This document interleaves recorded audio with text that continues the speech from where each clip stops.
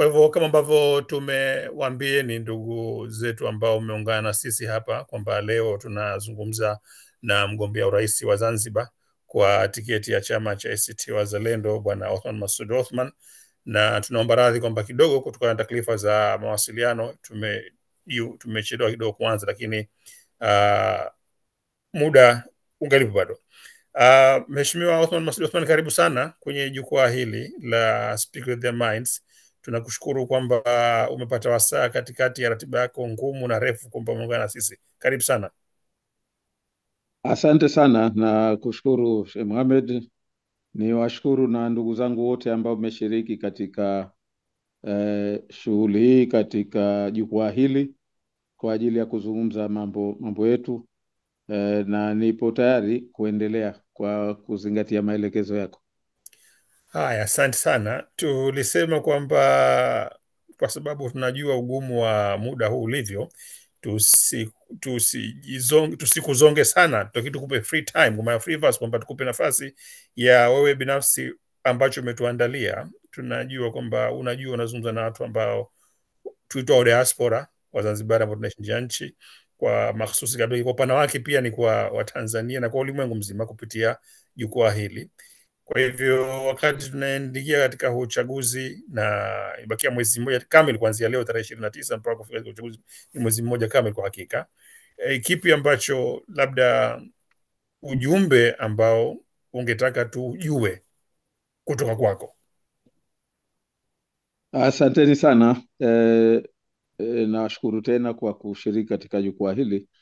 La kwanza niseme kwamba tuko kwenye kampeni, tumebakiwa exactly na siku chini ya 30 katika kampeni hizi, kwa sababu zitaisha tarehe 27, na tunaingia kwenye uchaguzi huu Zanzibar tukiwa na mambo kadhaa muhimu ya kuzingatia huku tunakotoka. Kwa hivyo tukiyazingatia hayo, ni rahisi kujua kwa nini sisi tumeamua kwenda hivi tunavyokwenda au tulivyoamua kuuendea uchaguzi huu.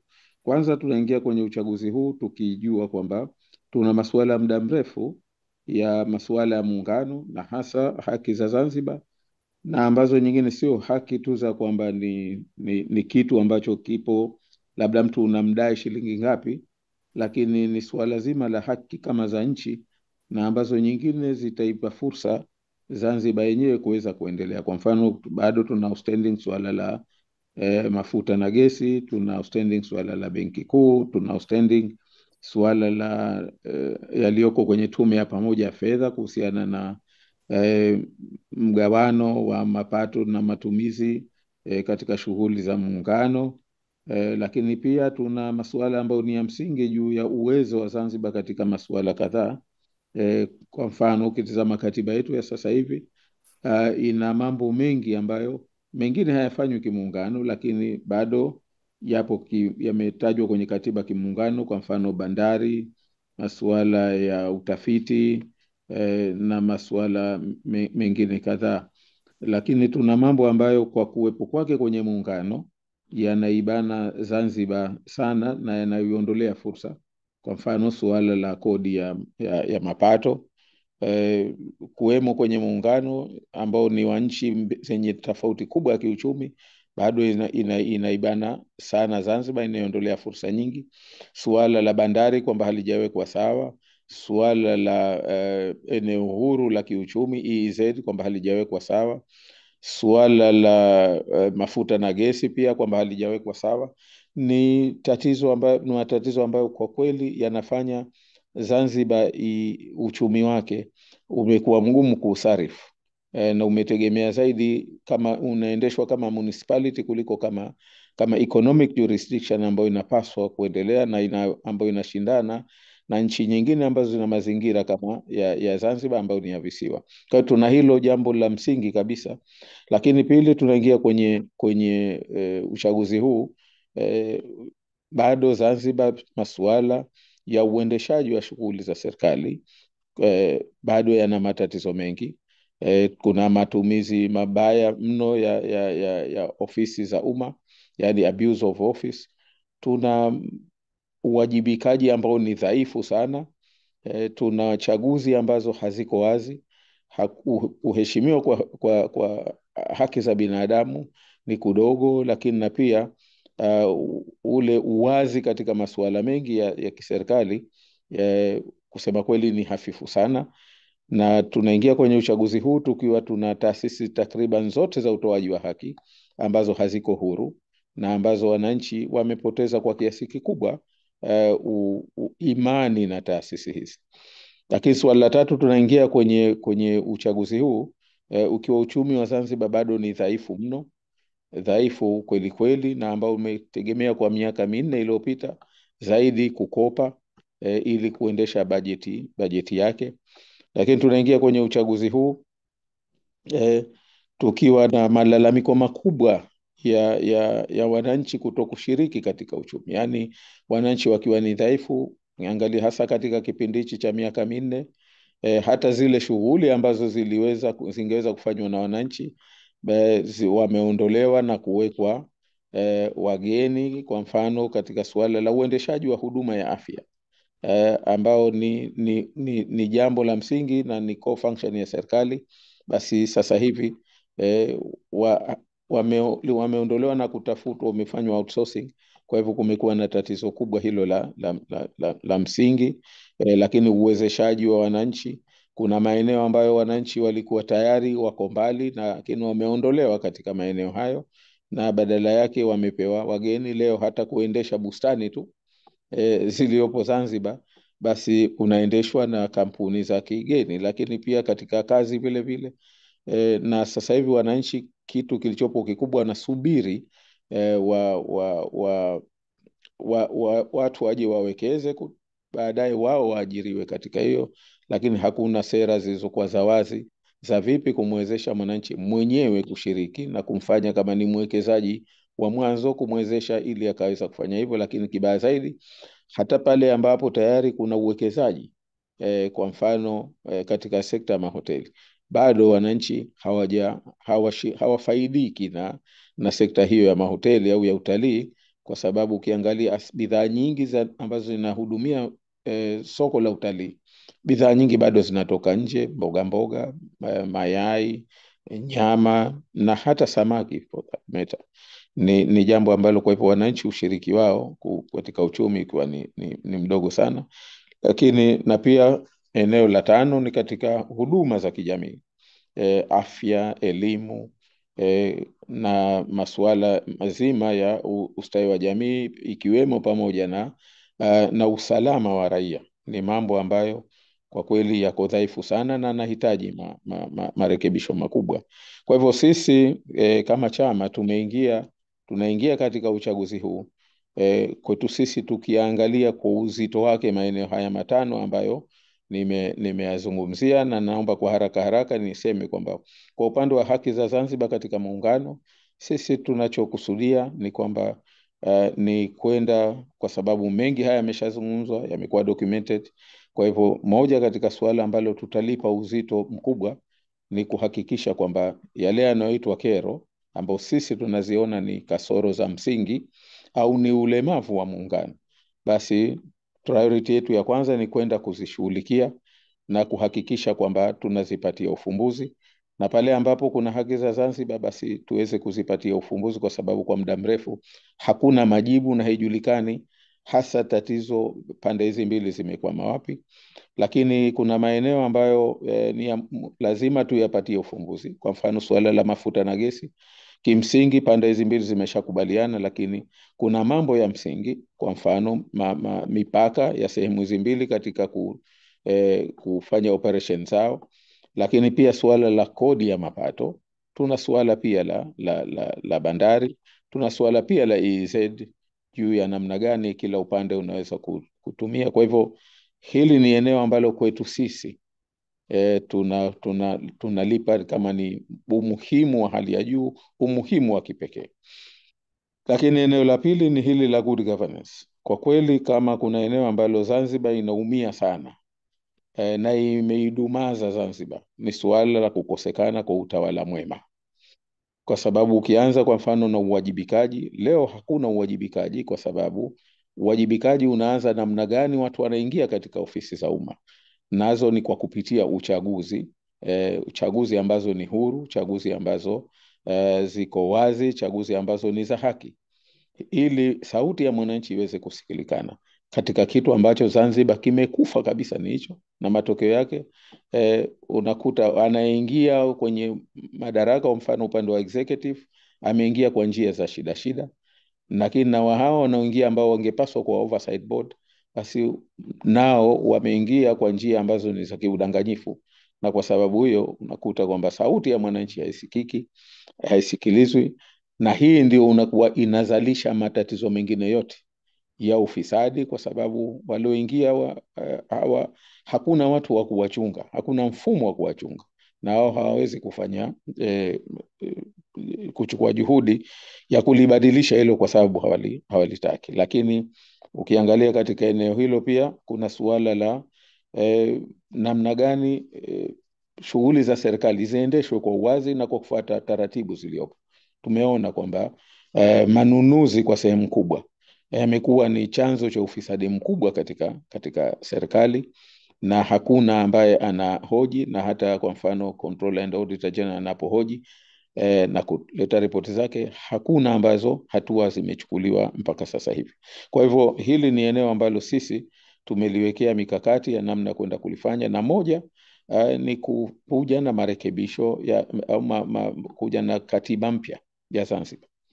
Ni eneo tutakaloshughulikia, kwa sababu katiba mpya itatufanya tuweze kuweka mfumo mpya wa uongozi ndani ya Zanzibar, nayo ni kuondoa madaraka makubwa ya kiongozi mmoja au ofisi moja katika Zanzibar, na yani tuondoe ile kitu tunaita absolutism, ndio tunaokwenda kuiondoa, na tuweke mfumo mzuri wa checks and balance, tuweke mfumo mzuri wa oversight, tuweke mfumo mzuri wa chaguzi ambazo zitahakikisha kwamba mwananchi anapata haki yake, na sio tu mwananchi, lakini kila Mzanzibari anapata haki yake. Lakini katika eneo hili la utawala mwema pia tunaangalia zaidi pia katika taasisi za utoaji wa haki.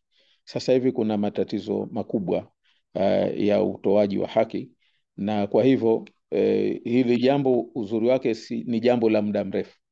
Ukiangalia utoaji wa haki ni eneo ambalo lina maeneo mengine kama 5 hivi, na ukitazama hakuna ambalo katika miaka hii 4 limeshughulikiwa.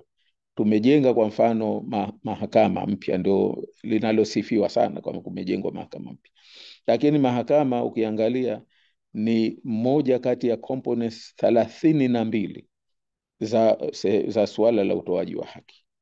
Ni moja katika maeneo 6 ya eneo moja tu la access to justice. Kwa hivyo ukija ukitazama kilichofanyika kwa miaka hii 4 au 5 katika suala la utoaji wa haki, basi unaweza kusema labda ni chini ya 10% ya mambo ambayo yalitakiwa yafanywe ili Zanzibar iwe na mfumo mzuri wa utoaji wa haki. Kwa hivyo ni eneo ambalo tutakwenda kulishughulikia, kuchunga haki za raia na kuweka taasisi ambazo zitakuwa na nguvu ya kupambana na ufisadi. Sasa hivi ukiangalia inayoitwa ZAECA kwa sehemu kubwa haina mamlaka ya kuwa na haina uhuru wa kufanya shughuli zake, na haijajengewa uweledi wa kutosha katika shughuli zake. Eneo la tatu ni la uchumi. Sote tunajua kwamba sasa hivi Zanzibar hali yetu ya kiuchumi ni mbaya sana, hata ukilinganisha na nchi za visiwa kama sisi. Ukitazama kwa mfano Mauritius leo, Mauritius per capita GDP yao ni $13,000. Ukitizama Seychelles ni $23,000. Zanzibar ni $1,200. Yani tunapitwa na Mauritius kwa takriban mara 10, tunapitwa takriban na Seychelles kwa karibu mara 20.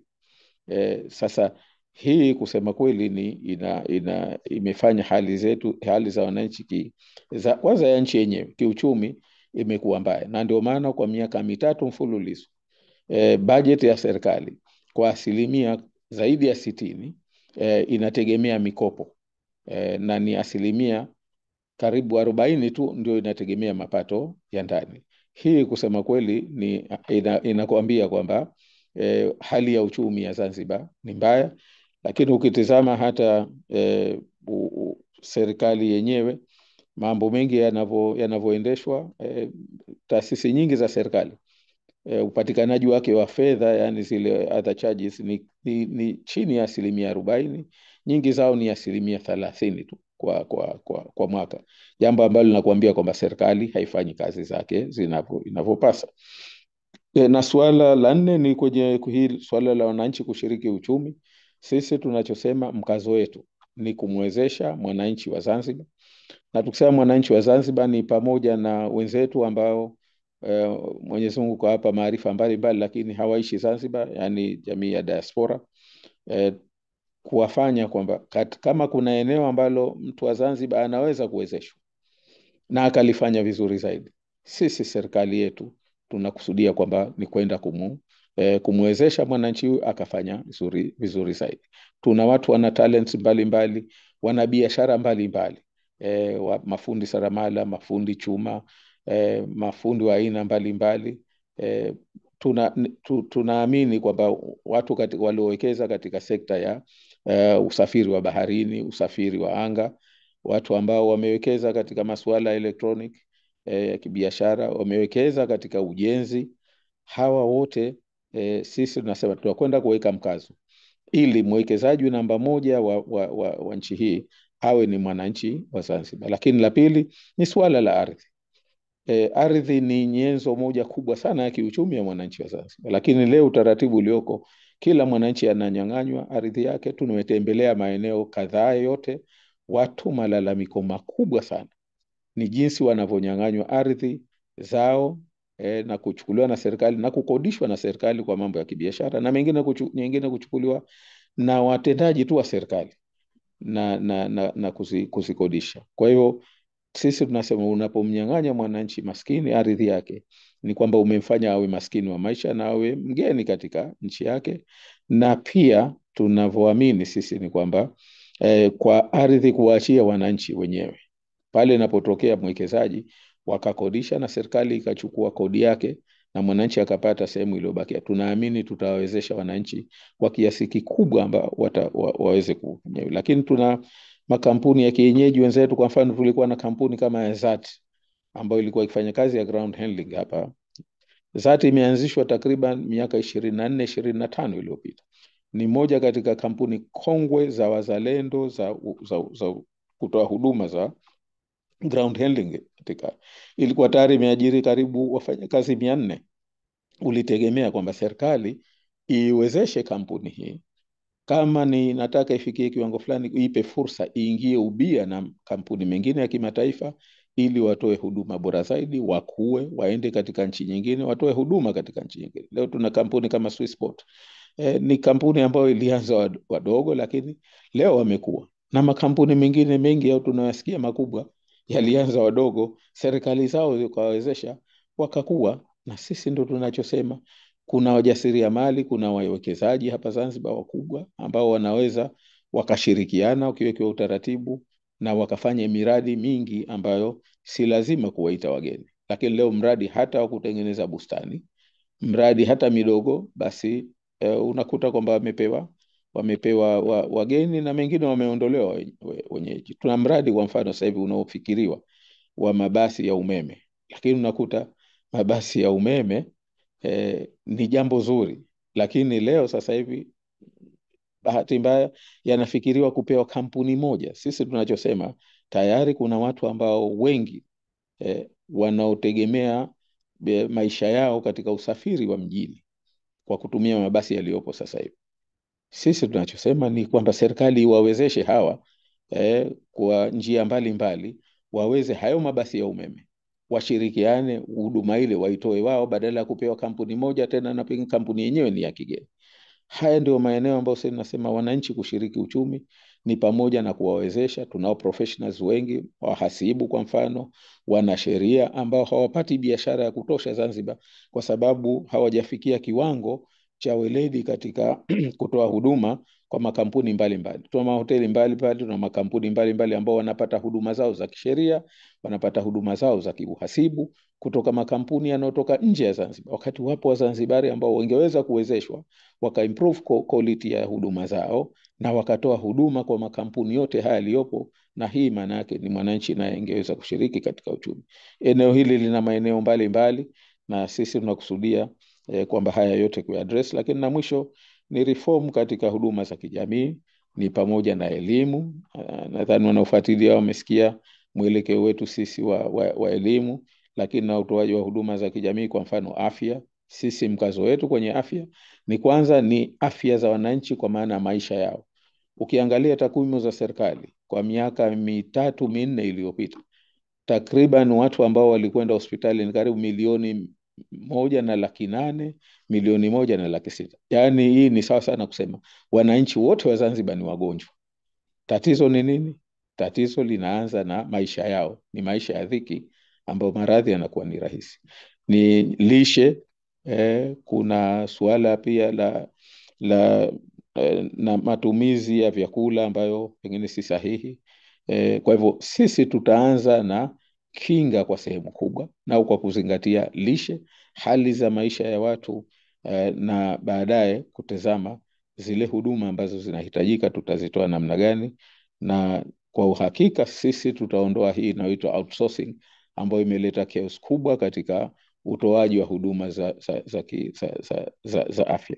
Kwa hivyo hayo ni maeneo matano nimeyasema kwa ufupi wake, lakini ukitazama yanazalisha mambo mengi makubwa ambayo utaona kwamba kwa miaka 3 ya kwanza tutakuwa na kazi kubwa ya kuinyosha Zanzibar. Madhumuni yetu, hatuwezi kuwarithisha watoto wetu Zanzibar ambayo iko hali mbaya, imevurugwa kwa kiasi hichi ambayo imevurugwa. Sisi tunakusudia kwamba tuifanyie reforms na kadri itakavyowezekana tuinyoshe nchi hii. Tutakapofanya uchaguzi wa 2030 ufanyike uchaguzi ambao utakuwa ni wa aina yake, wa kistaarabu, kama wanavyofanya nchi nyingine ambazo ni wadogo kama sisi. Tumeona Mauritius, Seychelles wamefanya uchaguzi, umekwenda vizuri, upinzani umeshinda, wameendesha nchi. Karibu mwaka jana Mauritius wamefanya uchaguzi, ruling party imeshindwa vibaya na hakukuwa na zogo. Iko leo iliyokuwa opposition ndio inayoendesha nchi. Tumeona na chaguzi nyingine kadhaa, Malawi juzi, tumeona uchaguzi Zambia, tumeona Botswana, tumeona Lesotho, tumeona hata Afrika Kusini, tumeona Senegal. Ni vitu hivi ambavyo vinawezekana, na sisi tunasema Zanzibar tuitafutie the possibilities, iwe sehemu ambayo where it deserve, iendeshwe kistaarabu, tuwakabidhi watoto wetu. Kwa sababu kipindi hichi sisi tunachukulia ni kipindi cha generation, transition ya generation. Sisi tunaochoka tena tutengeneze nchi hii, tuachie kizazi chetu, tuachie watoto wetu misingi, na tuwasimamie, Mwenyezi Mungu atuweke tuwasimamie ili waweze kuendesha nchi yao kistaarabu, washindane kwa hoja, washindane kwa ajenda, washindane wakiwa wamoja, na atakayeshinda basi wote waendelee kuwa kitu kimoja. Na hii ndio tafsiri ya maana ya Zanzibar mpya, Zanzibar moja, mamlaka kamili. Kwa ufupi niseme hayo, na washukuru sana. Asante sana kabisa Mheshimiwa Othman Masoud Othman kwa mukhtasari wa kutupa mambo matano ya kimsingi ambayo mnalenga kuyafanyia kazi mara tu mkiingia madarakani, ikiwa mtapewa ridhaa na wananchi. Bila shaka kutakuwa na maswali na michango kutoka kwa wenzetu ambao wapo hapa, lakini kabla sijawapa nafasi wao, nijipendelee kidogo kwa swali moja pengine la msingi kutoka kwangu. Ni kwamba haya mambo ambayo umeyazungumzia Mheshimiwa Othman kuyatekeleza, bila shaka yanataka fedha za kutosha kuweza kufanya hivyo, na Zanzibar yetu ni nchi masikini. Sheikh Mohamed, nasikika kwa mbali sana, watu wanalalamika. Ala, hapo mnasikia vizuri hapo? Hapo mnasikia karibu hapo? Hapo sasa unasikilika vizuri. Haya, sawa. Nilikuwa nimemshukuru kwanza kwa Mheshimiwa Othman kwa mukhtasari wa mambo ambayo wanapanga kuyatekeleza mara tu wakiingia madarakani, na iwapo wanapata ridhaa ya wananchi wa Zanzibar na uchaguzi utakwenda kwa uhuru na haki, na mshindi wa kweli akatangazwa na akakabidhiwa haki yake. lakini nilikuwa nasema kwamba miongoni mwa maswali ambayo nayo ni wa mwongozaji, nitapeni fursa baadaye mzungumze pia hapa. Kwangu mimi ni moja kwamba masala haya matano ambayo amezungumza, hizi tano zote zinataka fedha nyingi kuweza kuzitekeleza, na ikiwa nimekuelewa vizuri Mheshimiwa Othman, umetaja katika nukta yako ya mwanzo kuhusu haki za Zanzibar katika muungano, nikawa nimeelewa mimi kwamba pengine nyingi ya fedha hizi ambazo umetaka muzitumie kutekelezea mambo haya zinatokana na kile ambacho Zanzibar inakitaki napaswa kipate katika muungano. Ikiwa hivyo ni sawa mvyoelewa, ikiwa sivyo sawa. Kama nilivyoelewa hivyo, maana kwamba itamaanisha kwamba ni rehema za anayeongoza serikali ya muungano ndizo ambazo zitafanya kwamba serikali ya Zanzibar chini yenu nyinyi iweze kutekeleza majukumu yake haya ambayo imejipangia ipasavyo, ama vipi? Ni sawa kwamba ni kweli haya mengine yanahitaji fedha kuweza kuyatekeleza, lakini niseme kwamba kuna maeneo haya matatu ambayo sisi tunaamini kwamba fedha za kuyatekeleza haya zitapatikana. La kwanza niseme kwamba kuna mengine wala hayahitaji fedha kuyatekeleza, lakini utakapoyatekeleza yatazalisha fedha nyingi zaidi. Kwa mfano, tuna watu ambao wana interest ya kuwekeza Zanzibar, wale wakubwa hasa giants wenye pesa. Kwa mfano, tulikuwa na mradi mmoja ambao kuna watu walikubali kutekeleza kwa dola bilioni 3 wa kujenga mji tunaita Marina City ya Bwawani. Ni project moja kubwa sana. Tulikuwa na mradi mkubwa, kwa mfano ule wa Penny Royal. Tulikuwa na mradi mkubwa wa masuala ya aviation, ulikuwa utekelezwe hapa Zanzibar, tena na wenzetu ambao ni Wazanzibari, mimi naweza kusema, pamoja na kwamba sasa wana uraia wa nchi nyingine. Sasa hawa walichokiogopa, na nitawapa mfano mmoja mdogo. Kwa mfano, tuna kampuni moja maarufu ya nini duniani ya hospitality, inaitwa Catalonia Hotels. Walipokuja mara ya kwanza walikuja wakafanya uchunguzi, kwa sababu hawajawekeza Afrika. Zanzibar walitaka kutumia kama ndio njia yao ya kuwekeza, na iwe ndio njia yao, mlango wao wa kupitia kwenda Afrika.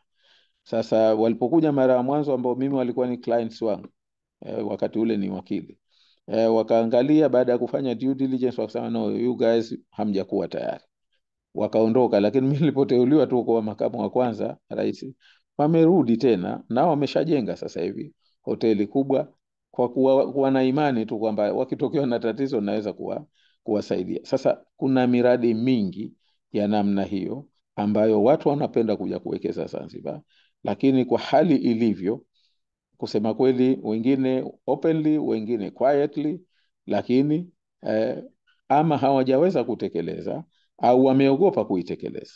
Sisi tunaamini kwa kuwepo madarakani na kujenga misingi ambayo itawajengea confidence investors, sisi tunaamini inflow za Zanzibar zitakuwa kwa sehemu kubwa sana. Lakini eneo la pili ni kwamba leo tuna mikataba mingi ambayo tunaamini kwamba haiko sawa, na tunaamini kwamba baada ya review Zanzibar itastahiki zaidi kuliko ambacho kinapatikana. Lakini kuna eneo la tatu, nalo ni la matumizi ya ardhi. Ukiangalia mpaka sasa hatujakuwa na sera ya kuangalia kwa Zanzibar ni kama vile Rolls Royce au ni kama Mercedes Benz, lakini leo tunaiuza kwa Mini Cooper, kwa bei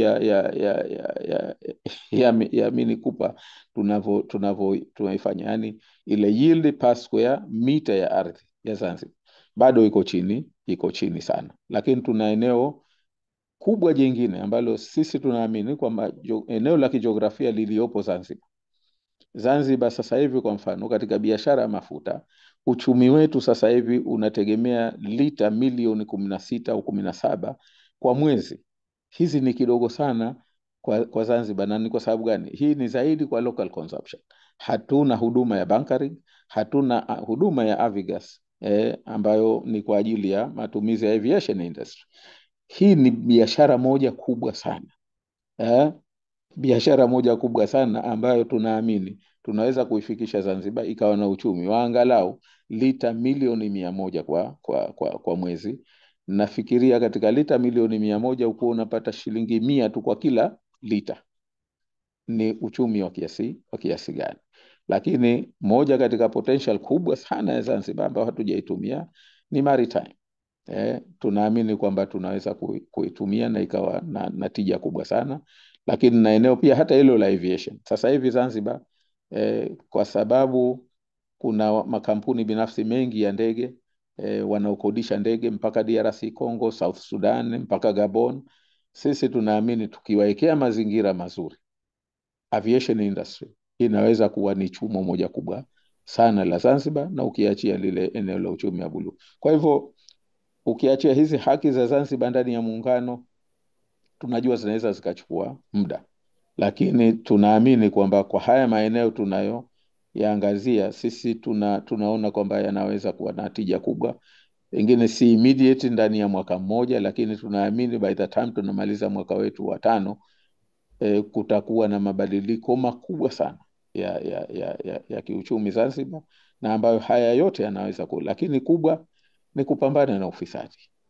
Ukitizama leo sisi tuna hakika, na inshallah tutaleta wataalamu watakuja kututhibitishia kwamba miradi mingi ambayo imetekelezwa Zanzibar imetekelezwa kwa fedha nyingi, mengine mara 2 zaidi ya fedha ambazo zilipaswa, pesa halisi ambazo zilipaswa zitumike. Kwa hivyo tunapobana ufisadi, tunapoondoa ufisadi, tunaamini sisi kwamba fedha zitakazopatikana zitakuwa ni nyingi kwa ajili ya kutekeleza ile. Lakini kuna maeneo mengine kama ninavyosema wala hayahitaji fedha nyingi. Kwa mfano reform katika legal sector ni maeneo mengi hayahitaji fedha nyingi kiasi hicho. Maeneo kwa mfano ya wananchi kushiriki katika uchumi hayahitaji fedha nyingi. Kwa hivyo ni kweli kwamba, lakini tunazo njia tunazifikiria na tunaamini the reform itself, basi maana yake na ile change of guard peke yake ni incentive ya kutosha ya kuboost uchumi wa Zanzibar kwa kiasi kikubwa sana. Naam. Asante sana Mheshimiwa Othman.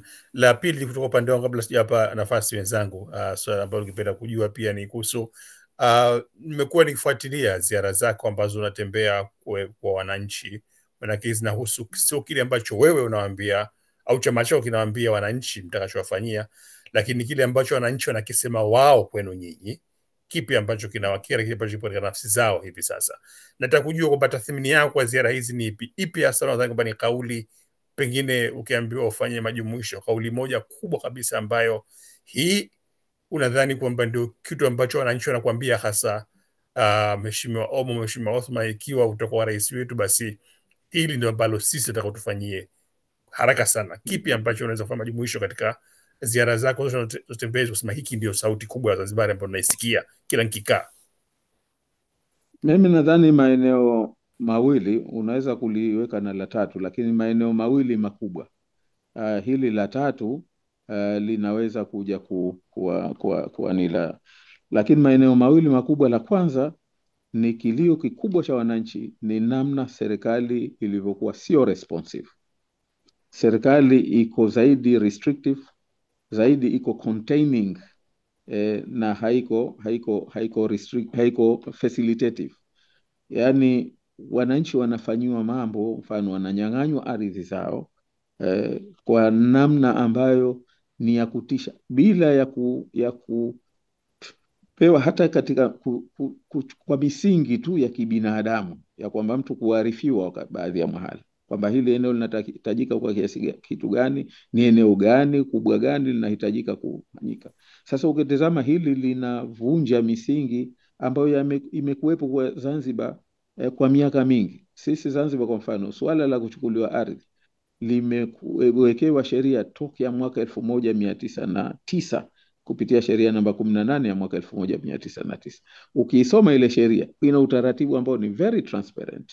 Serikali iende ifanye consultation na raia, kuambia eneo hili linahitajika kwa ajili gani, na kulipima, wakubaliana. Lakini hata ile fidia wanaotaka kulipa 1909 sheria iliweka utaratibu, atakuwa haridhiki basi anaweza kufanya reference ya suala lake la fidia, akapeleka mahakamani, na mahakama ewadi itakayoitoa ndio inakuwa ni ya mwisho. That was 1909.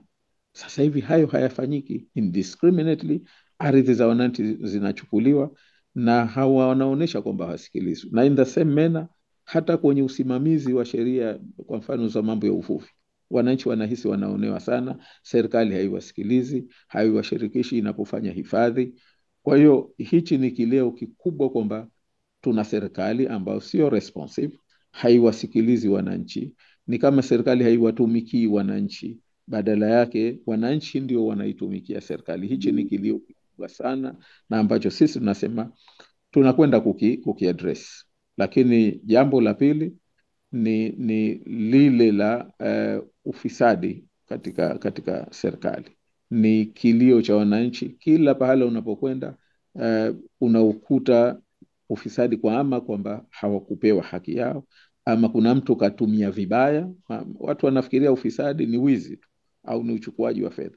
Ufisadi mkubwa na mbaya zaidi ni wa namna mbili.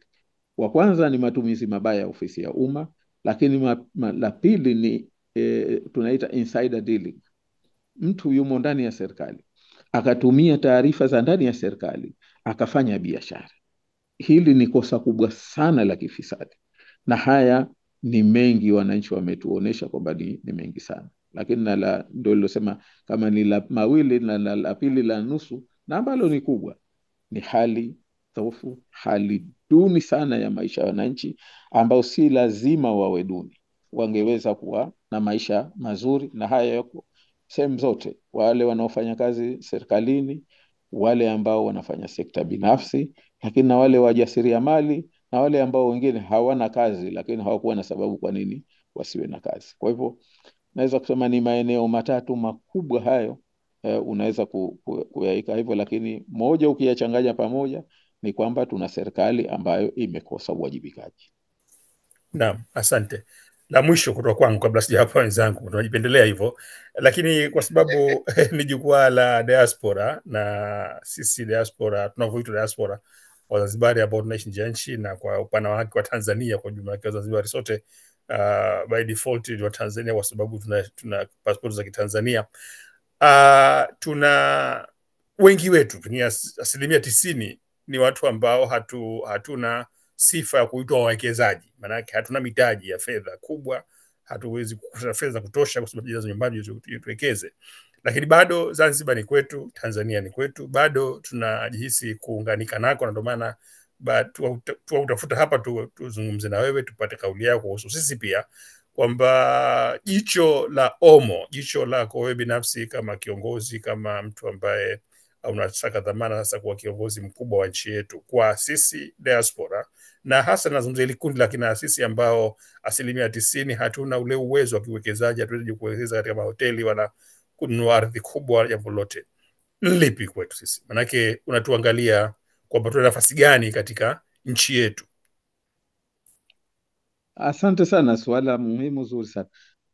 Kwanza tujue kitu kimoja ni muhimu sana. Tuna tatizo hapa Zanzibar la kwamba tumefika utawala au chama cha CCM kimeogopa haki ya watu wa Zanzibar. Kwa ujumla wao, haki ya watu wa Zanzibar ni nini? Ni ile haki ya kuwa Mzanzibari popote pale ambapo upo. Sasa hivi hakuna Mzanzibari, jambo ambalo ukitazama mtu akataka kuchallenge kisharia, hata tunaogombea urais tunaweza kuwa tukakosa sifa hizo, kwa sababu hatujapewa pahala accreditation ya kwamba sisi ni Wazanzibari. Katiba inasema mtu ile agombee urais lazima awe Mzanzibari, halafu ndio yafate mengine. Na ni kwa sababu gani? Tuna katiba imetambua hivyo, tuna sharia ya Mzanzibari ambayo imeweka leo utaratibu. Lakini sasa ukiangalia tuna kitu inaitwa Mzanzibari mkazi, ambayo inatolewa kwa kama njugu. Kuna watu wengi, kwa mfano katika mwaka jana na mwaka huu, ambao si Wazanzibari, hawastahiki kwa sababu hawakufata taratibu za kundi, lakini wamepewa vitambulisho vya Mzanzibari mkazi. Sisi tunachosema cha kwanza ni hapo lazima turudi kwenye asili ya jambo hili. Ni kwamba tufate katiba yetu. Katiba yetu inamtambua Mzanzibari, na sisi lazima kwanza tumtambue na tumpe haki yake ya utambulisho wake kwamba huyu ni Mzanzibari. ukishakuwa Mzanzibari una haki zote isipokuwa zile ambazo zinahitaji uwepo physically hapa Zanzibar. Mimi huwa natoa mfano, nasema unajua, mkishakuwa na msikiti kwenye mji, kuna mambo ambayo yatafanywa na wale waliopo kwenye msikiti tu, lakini kuna mambo lazima yafanywe na watu wote wa kile kijiji kwa sababu ni msikiti wao. Kwa mfano, tunaposema sisi kwamba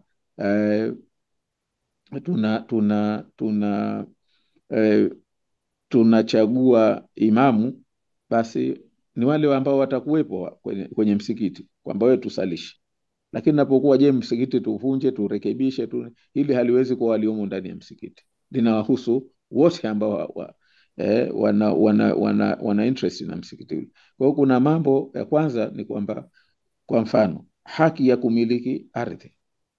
Wewe kama umeondoka hupo, hiyo kwanza ni haki yako, kwa sababu kwa mujibu wa sheria zetu za Zanzibar sisi, kwa mfano urithi unatumia sheria za Kiislamu, na sheria za Kiislamu haizijamkata mtu urithi kwa sababu ya domicile. Hakuna kitu cha namna hiyo. Kwa hivyo wewe unaishi wapi, unakaa wapi, haikukoseshi haki yako ya urithi. Lakini pia tunasema haki, kwa mfano, ukiamua unataka kuja kuajiriwa, kupewa nafasi, hiyo ni haki ya Mzanzibari yoyote. Kama unataka kugombea nafasi ya kuchaguliwa, ndio kuna restriction kwa mujibu wa sheria zetu za uchaguzi.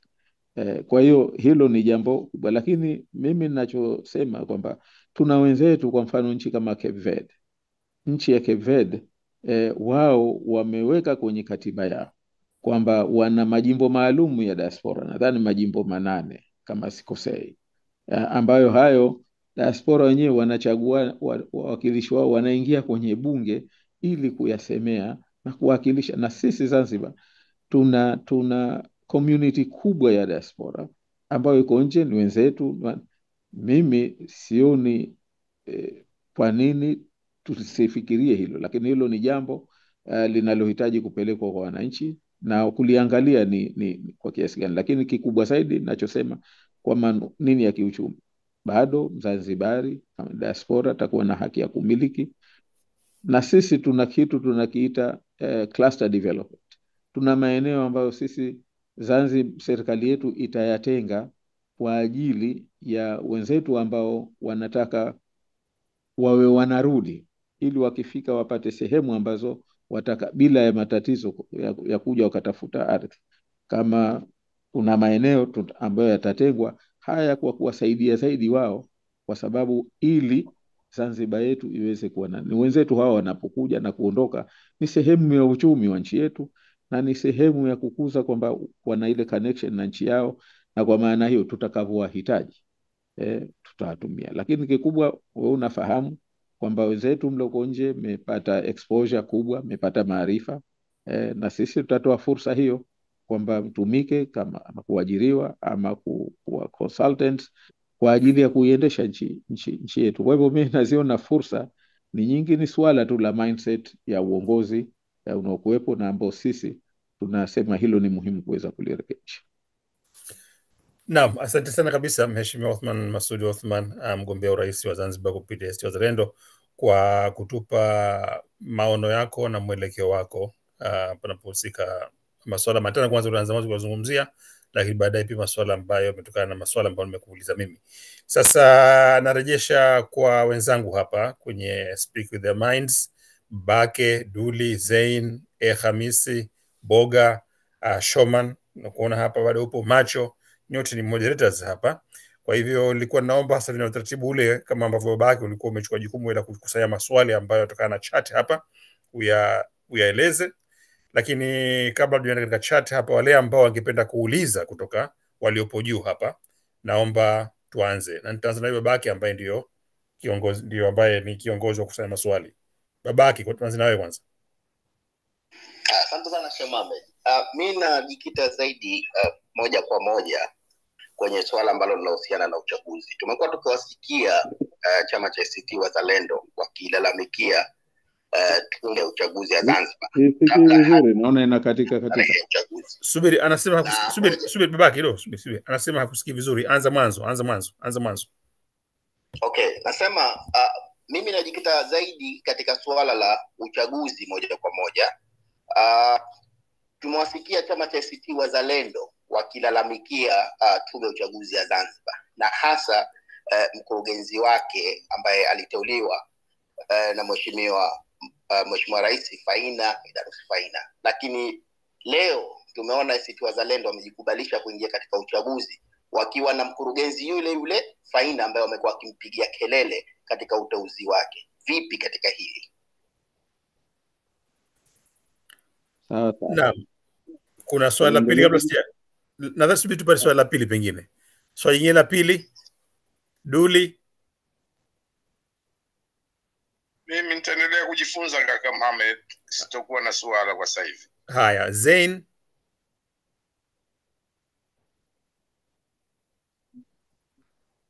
Khamis. Boga. Asante Sheikh Mohamed. Mimi swala langu nitakwenda moja kwa moja. Tunajua sasa hivi Zanzibar kuna serikali, hakuna serikali mbili, kuna serikali moja tu ambayo ni moja ya kitaifa inaundwa hapa na chama cha CCM na chama cha ACT Wazalendo. Lakini tumemsikia mgombea hapa toka mwanzo mpaka mwisho analalamika. Sasa mtu kama mtu wa nje akitoka akisikiliza atahisi kama huyu mtu hayuko kwenye chungu kimoja ambacho kilikuwa kinapikiwa chakula ni. Sasa kama uwajibikaji, anasema hakuna uwajibikaji, unasema ubadhirifu.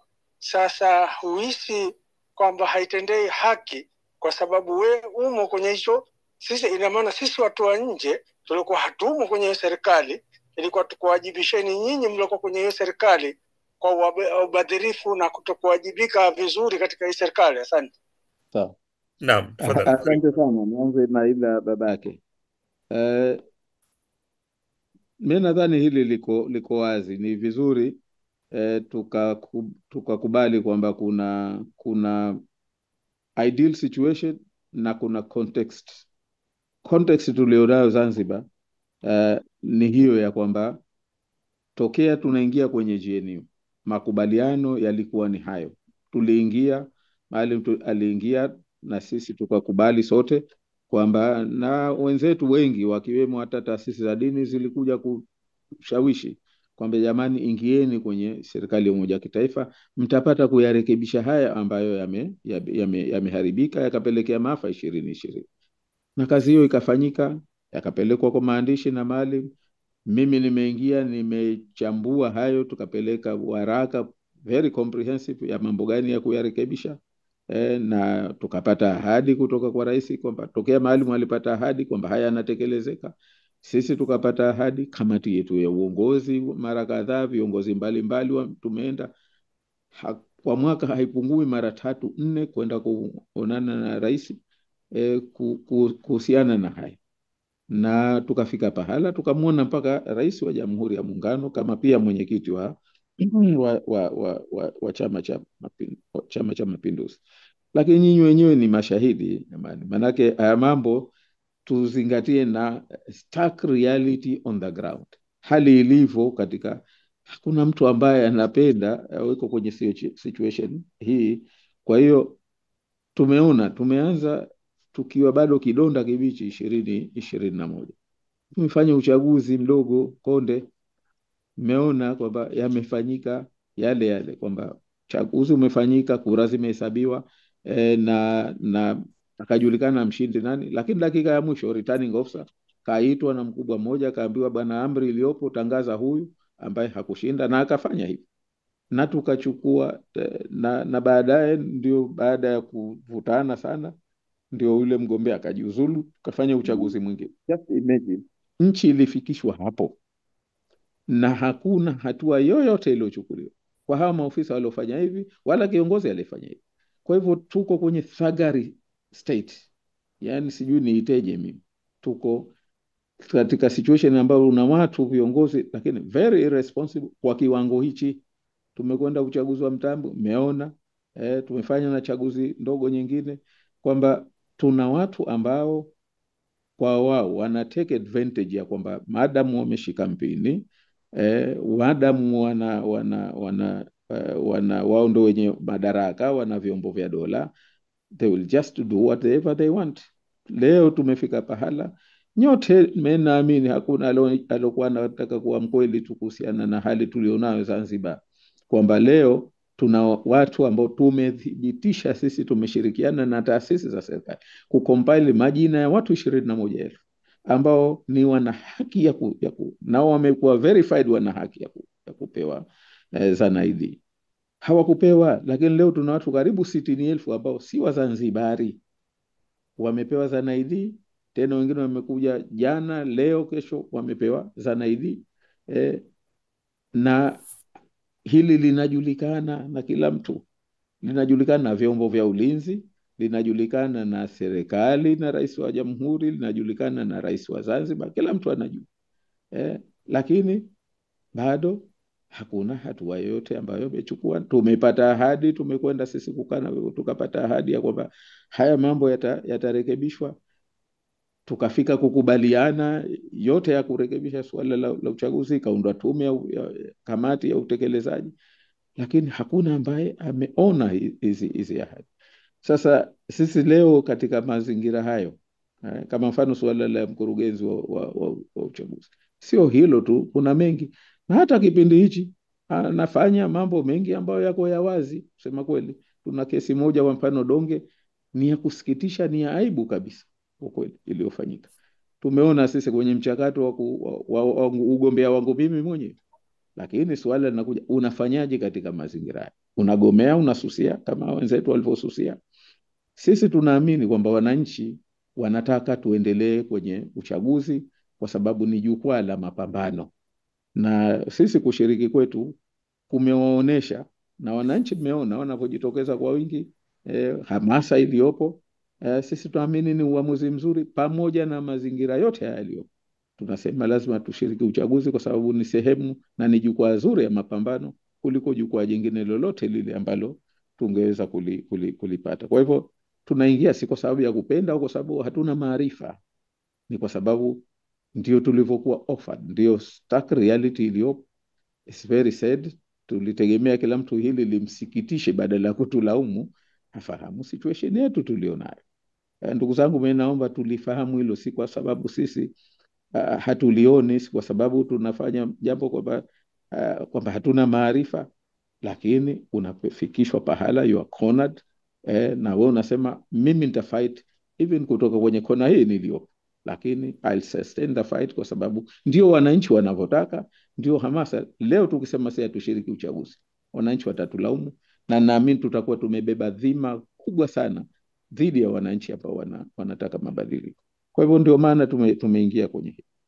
Wanaboga suala la kwamba tuko kwenye GNU ndio ninaosema tena, ideal situation ni hiyo, na ndio ustaarabu, kwamba mnapokuwa na serikali ya umoja wa kitaifa mnashauriana, mnawizana, kuna mambo mnakubaliana, hata zile basic policy. Ndio wenzetu, hii mambo ya coalition na kuendesha serikali na vyama vingi si jambo geni.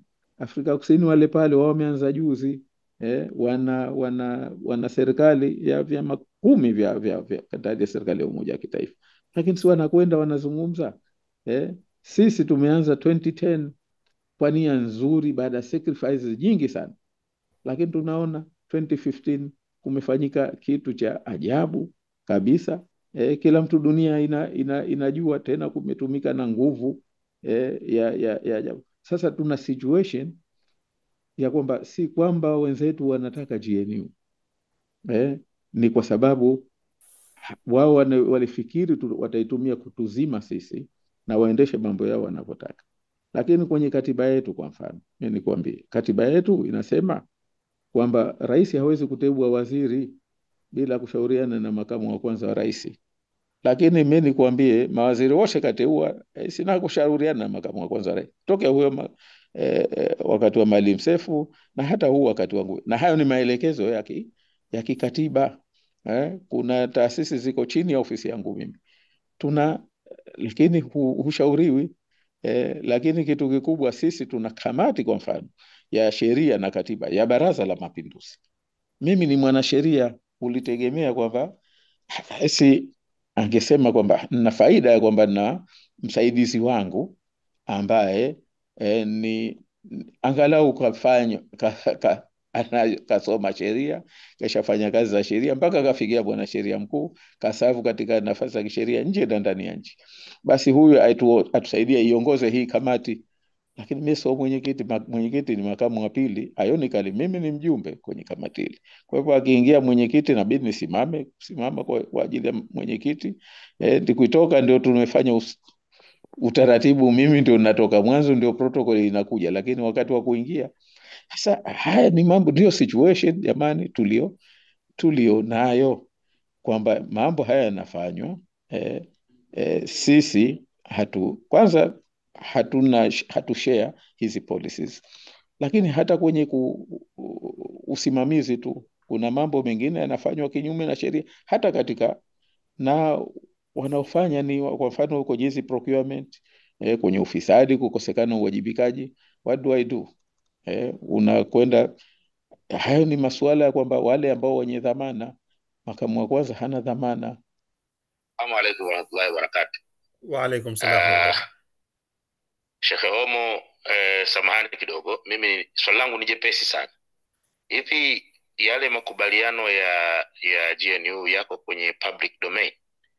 Na kama hayapo, sisi wananchi wa kawaida, ili tuweze kuendorse kile ambacho tunakisikia kutoka kwenye trusted sources na tuweze kukipata kwa usahihi, inawezekanaje kuyapata kwenye public domain? Asante. Asante. Naam. Dr. Ibn la pili. Mimi na maswali mawili lakini nitauliza kwa haraka. Kwanza kabisa, asalamu alaykum mheshimiwa makamu wa rais. Swali langu la kwanza mimi nitauliza la kuhusiana ndani ya chama. Kumekuwa na mwanachama maarufu ambaye ameshawahi kuwa mbunge wa Kilwa kule, bwana Bungala, maarufu kama Bwege. Ni mwanachama mtiifu, inajulikana, amefanywa pamoja na hujuma nyingi tu za kuhujumu chama, lakini bado alikaa na uaminifu.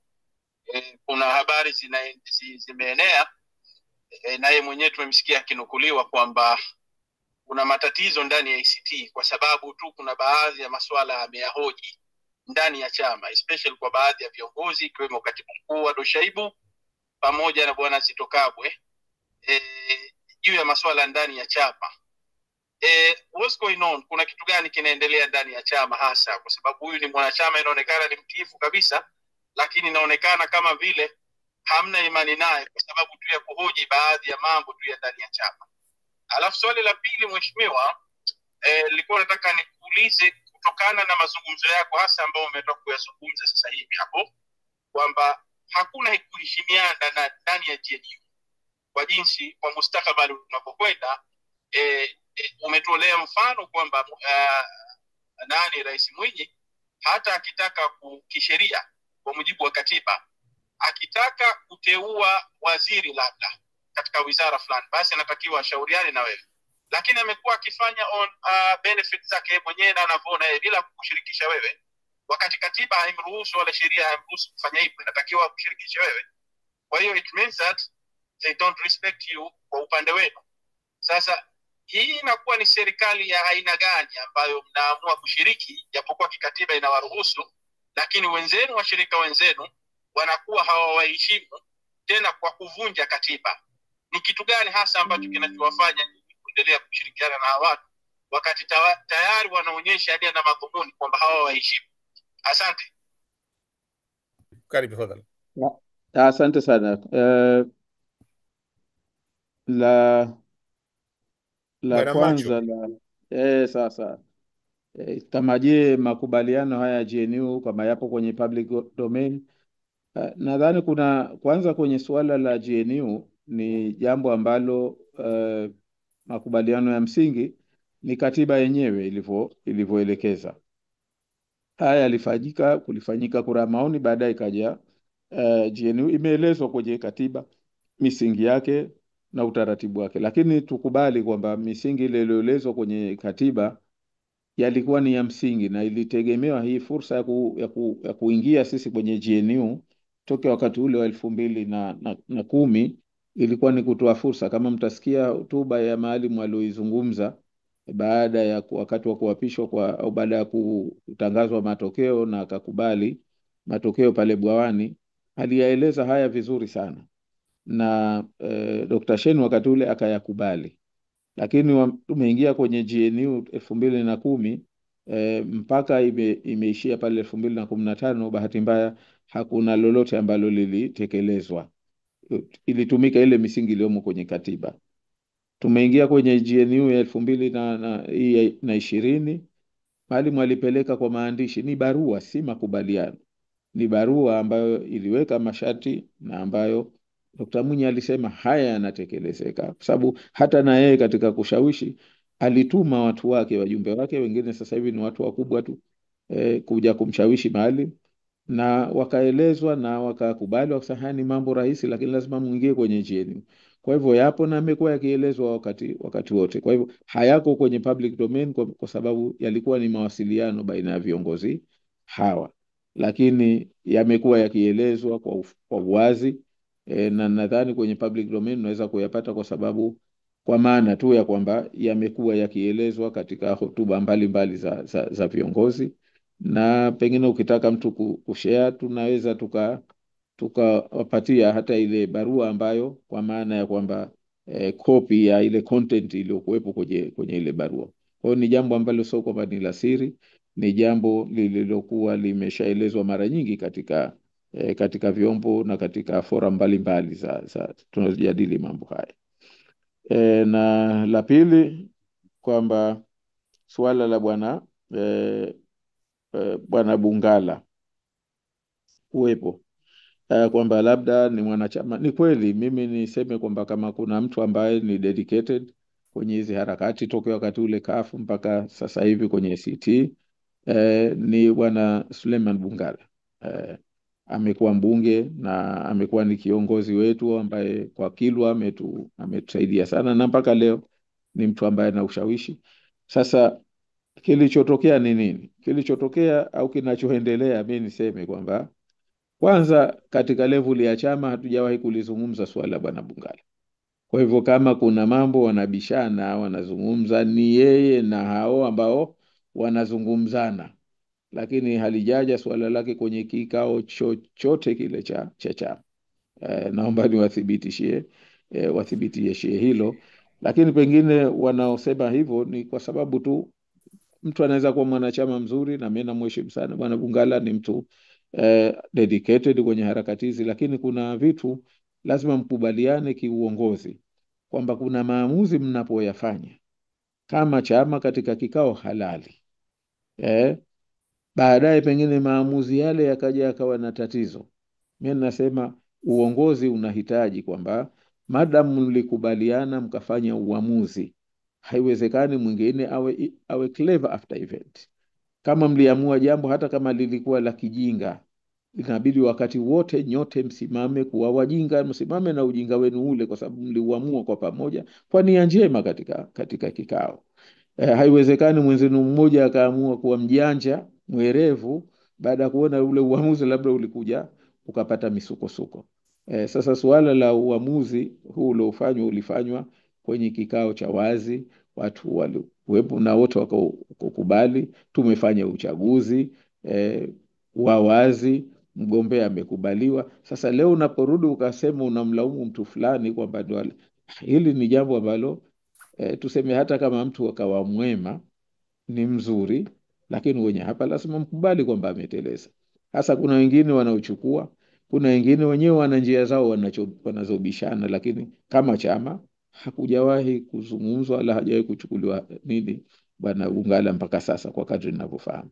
Na tumeamua haya kwa sababu kuna wengine unasema, unajua moja ya uongozi ni kumfahamu mwenzenu yuko vipi, na mkenda nayo, kwa sababu ndio mnavyomchukulia kama alivyo, lakini katika level ya kichama niseme hakuja kuwa na tatizo lolote la chama. Labda na bwana Bungala ni mawazo yake anaeleza si vyema anavyoyaeleza, kwa sababu naye ni kiongozi, ameshiriki kwenye maamuzi haya lakini ndio yanatokea.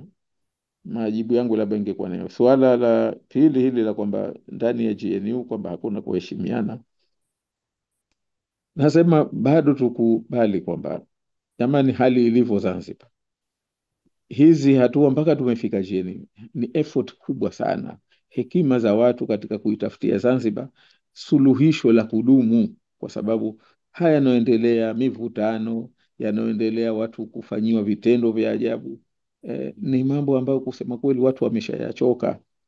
Kwa hivyo kila mtu wakati baada ya kutokea mambo maovu sana ya 2020, lakini watu walisema jamani, nendeni.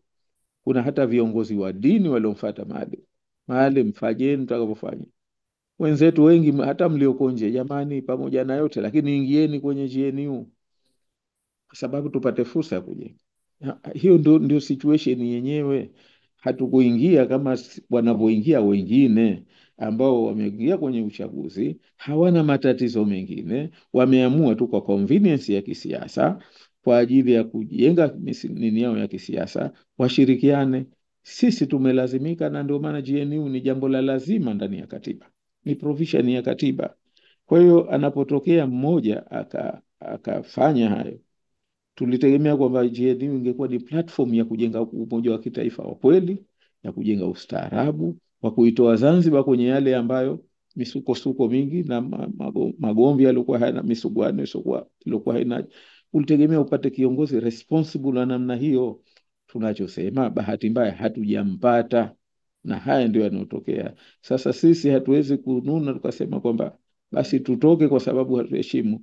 Sisi tumeingia kwa malengo na bado tunaamini katika sababu yote yanatokea, na bado tunafanya engagement, tunakwenda tunazana kama haya ya kutokushauriana, tumekwenda tukazungumza na kwamba, lakini yanatokea tena na tena. Sasa it defines kiongozi mlinaye kuliko kudefine umuhimu wa GNU. Sisi bado tunaamini GNU ni muhimu.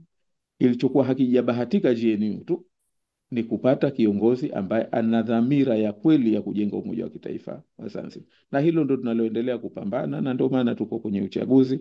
Tunaamini sisi tukipewa ridhaa na watu wa Zanzibar tuunde serikali, tunaamini tutajenga GNU ya kweli na watu wataona faida na tija na malengo yale ya GNU tutaweza kuyafikia. Assalamu alaikum wa rahmatullahi wa barakatuh. Wa alaikum salam. Wa alaikum salam. Mheshimiwa Omo, mgombea urais kwa kupitia chama cha ACT Wazalendo. Bahati mbaya tufikie linakita katika diaspora na hadhi maalum. Ikumbuke kwamba Mheshimiwa Kikwete katika utawala wake aliwaambia wana diaspora warudi nyumbani wakafanye kuwekeza na kila kitu. Hapo utawala wake ulipoondoka, akaja marehemu Magufuli, ikawa kinyume chake, watu wakanyang'anywa ardhi zao, wakanyang'anywa hivyo, ikawa kinyume. Sasa kuna issue hii ya raia pacha, ambapo wana diaspora wengi ambao tunaweza kusema 99.9 hasa wa huko Europe, America, wanataka hii raia pacha. Sasa Mheshimiwa Osman, Wazanzibari watakapokupa ridhaa yao kukuchagua kuwa rais tarehe 29 ukaiongoza Zanzibar, wewe una maoni gani kuhusu hiyo raia pacha? Ingawa ni suala la muungano, lakini wewe tufahamishe tu utaweza kuitia uzito gani mpaka tuweze kufanikiwa katika hii raia pacha. Asante sana. Na shukrani Sheikh Said. Mzee Utamu, zia maiki yako Saidi. Mzee Utamu.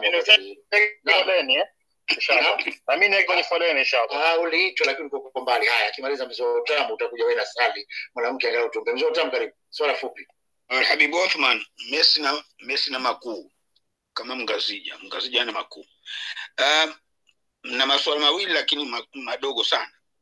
Umezungumza habari ya uchumi. Sasa uchumi unofikiria wewe the most important in developing the economy of Zanzibar nataka matatu tu unitajie basi, hayo tu. Na la pili, ilikuja suala hapa habari ya respect. Je, ukipata urais na ukichaguliwa kwa ni rais, utamrespect yule ambaye atakuwa chini yako? Asante sana. La hili la kwanza la kuhusu uraia pacha, mimi niseme, ukiniuliza kwa mawazo yangu binafsi, nadhani tukitaka tufahamu tuangalie resistance imetoka wapi au tatizo liko pahala gani. Tatizo la wengi hili la uraia pacha limekuwa ni la woga. Tumewahi kuwasikia mbali viongozi, na wengi ni wao wote takriban ni wa Tanganyika, niseme kwamba labda tatizo ni sisi Zanzibar, labda wale kuna wenzetu sijui wangapi nani hao ndio wakipewa uraia pacha labda watakuwa ni tatizo katika nchi yetu, na mengine yameelezwa kwa utaratibu. Lakini mimi kuniuliza binafsi, sijaona hoja ambayo ya kukataa uraia pacha. Mimi nadhani ni wasiwasi ambao tumeutengeneza kuliko wasiwasi ambao tumeufanyia utafiti. Mimi naamini kwamba uraia pacha una tija mbalimbali, na zile ambazo pengine ni matatizo, ni changamoto zake, mimi naamini zipo njia za kukabiliana nazo bila tatizo. Kwa hiyo kwangu mimi sioni tatizo, na kadri nitakapopata fursa ya hili kulizungumza basi talizungumza. Lakini kama ulivyosema kwamba bahati mbaya hili jambo ni la muungano, sisi concentrate katika kujenga mazingira bora ya diaspora, haki zao, na wao wajione na wenzetu waone kumbe diaspora wanaweza wakawa na mchango mkubwa katika nchi. Lakini haya mambo ni reciprocity, ili mtu awe na imani na mapenzi na nchi yake, na huyo nchi yenyewe mama mwenyewe lazima aoneshe mapenzi pia kwa huyo ambaye unataka awe na mapenzi. There's no way it can be one way. Ni lazima iwepo katika misingi hiyo, na tunaamini kwa hatua ambazo tutachukua sisi kwa diaspora, tunaamini zinaweza zikawashawishi wenzetu na wao wakaona kwamba kumbe hili jambo halina matatizo. Tunaamini tunaweza kulifikia kwa kupitia njia hiyo. Swala la bwana mzee wa utamu, masuala kwamba kuhusu uchumi, maeneo matatu ambayo ni muhimu. Sijui kama tunaweza kutaja maeneo matatu, kwa sababu Zanzibar kwanza tukubali ni mazingira yake ya kisiwa, ni masuala ambayo yanaungana uchumi wa huduma. Lakini mimi na sisi tunayoyachukulia, la kwanza, Zanzibar kwa kutumia pahala ilipo kijiografia, lenyewe hilo ni eneo kubwa sana la uchumi. Kuna mambo mengi ambayo yanaweza kufanyika around hiyo geographical location. Moja ni hilo nilosema kwamba ni maritime, kwa maana ya biashara ya mafuta, ni eneo moja kubwa sana. Lakini uvuvi mpaka sasa na haujafanyika hasa inavyotakiwa ukawa na tija, na ipo mifano ambayo inatuonesha kama yatafanyika kwa usahihi, eneo hili la uchumi wa buluu linaweza kuwa na manufaa makubwa sana kwa Zanzibar. Lakini na pia usafiri na usafirishaji vile vile, na hasa ni katika visiwa vyote viwili, Unguja na Pemba. Sisi tunaamini kwamba visiwa hivi viwili vinatoa nafasi kubwa zaidi, hasa ukiweza kuviunganisha na South Corridor ya Kenya, North Corridor ya Tanganyika, pamoja na Central na South Corridor ya Tanganyika. Ni fursa kubwa sana kwa Zanzibar, na ambazo sisi hatuja. Kwa hivyo kuitumia hii geographical location, hiyo ni katika kiuchumi. Lakini geographical location pia Zanzibar ni ile historical background yake. Zanzibar sisi tunaamini kwamba inapaswa iwe ni kituo na kitovu cha utamaduni wa Waswahili. Hakuna pahala ambapo Waswahili wana fursa ya kuwa na center yao ambayo ina mamlaka ya kuendesha na kufahamu utamaduni kuliko Zanzibar, na hili tunaamini ni eneo ambalo lina fursa kubwa sana, kwa maana ya heritage, kwa maana ya interaction ya watu, kwa maana ya shughuli mbalimbali za utamaduni wa Waswahili. Inatoa fursa kubwa sana. Kwa hivyo sisi tunaamini graphical location ya Zanzibar katika maeneo hayo, lakini na la pili eneo kubwa ni katika aviation vile vile. Sisi hatukioni kinachoweza kuizuia Zanzibar isiwe hub ya aviation katika Afrika Mashariki. Kwa hivyo hilo ni eneo moja ambalo tunaliona kwamba ni muhimu sana. Lakini eneo la pili ni bado ni lile lile la huduma, kwa maana ya huduma za kifedha, huduma za bima, huduma za usajili wa kampuni ambazo zinataka kufanya kazi katika maeneo mengine, na hili ni pale tutakapokuwa sisi na independent fiscal framework kutoka ile ya pamoja. Tunaamini tunaweza kutengeneza mfumo mzuri. Leo Zanzibar naambiwa kuna biashara, lakini unakuwaje biashara huna soko la mitaji? Unakuwaje na biashara financial industry yako haihudumii uchumi wako? Unakuwaje na biashara huna kituo cha utatuzi wa migogoro, huna efficient legal system? Haiwezi kuwa biashara. Lakini sisi tunaamini mambo haya tukiyatengeneza, tukiyaweka sawa, kukapungua, na tunaamini Zanzibar inaweza kuwa kituo kikubwa sana cha biashara au huduma katika masuala ya fedha na katika masuala kwa ujumla ya biashara vile vile.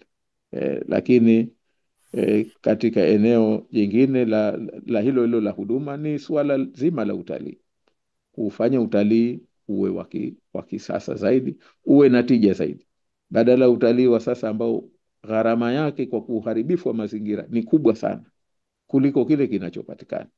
Kwa hivyo ni eneo sisi ambayo, kwa mfano, katika maeneo ambayo hayajaharibiwa, mfano kama kwenye kisiwa cha Pemba, tutaweka restriction ya hoteli za kwa mpaka wapi. Kuna maeneo gani hatuwezi kufanya hoteli kabisa, ama ni camping au ni huduma nyingine za kiutalii, ni recreation, lakini si kila pahala pajengwe mahoteli. Ndio sisi tunaamini tukiiboresha sekta ya utalii na tukawafanya watu wetu wakashiriki, tukawawezesha. Kwa mfano sasa hivi supply kubwa ya 80% ya mboga ya kuku, ya nyama, na hata inatoka nje ya Zanzibar, kitu ambacho sisi tunaamini tukiweza kufikia 80% inatoka ndani ya Zanzibar, huo utakuwa ni uchumi mkubwa sana, kwa sababu utakuwa umewafaidisha na watu ndani. Lakini na eneo jingine tunaamini ni mafuta na gesi.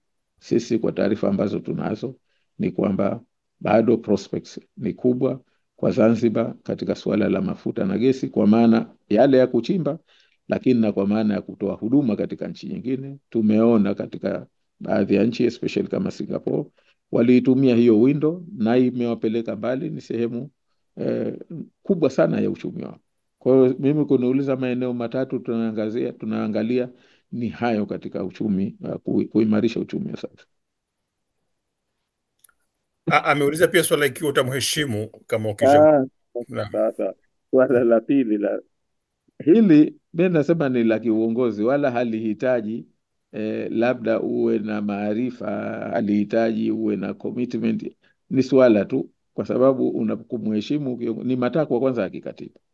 Tunapoapa sisi tunaapa kuheshimu katiba, lakini hata ingekuwa si katiba, siku zote unapomheshimu, unaifanya kazi naye anakuheshimu. Lakini jengine kubwa, jamani, GNU madhumuni yake ni hizi pande mbili. Mimi nasema, ndugu zangu, ukitazama maisha yetu ya kawaida tunavyoishi baina watu wa ACT na CCM leo, huwezi kujua uzioni hizo tofauti zetu. Tofauti zetu ni very artificial, zinatengenezwa kwa maslahi ya watu, lakini katika maisha ya kawaida ni sisi kwa sisi tunatengeneza tu, na ni wajibu wetu sisi. Mimi naamini ukiweza kuwafanya, kwa sababu leo hakuna namna ambayo ACT itaunda serikali bila kuwategemea sisi, na ili kuwategemea maana yake ni viongozi wao na sio tu wale msaidizi wako, lakini kuna viongozi wa mikoa, wa wilaya, hawa ndio watakusaidia kumanage constituency hii ya CCM ambayo huwezi kuifikia. Lazima uwatumie hawa, uwe karibu nao, uwaengage, uwape haki zao, uwape heshima zao. Si tu wale msaidizi wako wa karibu, na yeye ndio anaweza kukusaidia kufikia zaidi hawa. Lakini mimi ninachosema, tunachopaswa ni kufanya kazi pamoja kwa kuheshimiana, tukajenga ule misingi ya udugu, misingi ya kwamba hii ni nchi yetu, tuitengeneze. Mimi nadhani ndio linalohitajika, wala silioni ugumu wake wala uzito wake. Ni mambo tu, wakati mwingine ni tabia tu ya mtu, kuliko kwamba kuna tatizo eti kubwa la uweze kufanyika. Okay, sawa. Mimi swala langu ni dogo na fupi na ni very basic. Ni kwamba kuhusu wapiga kura.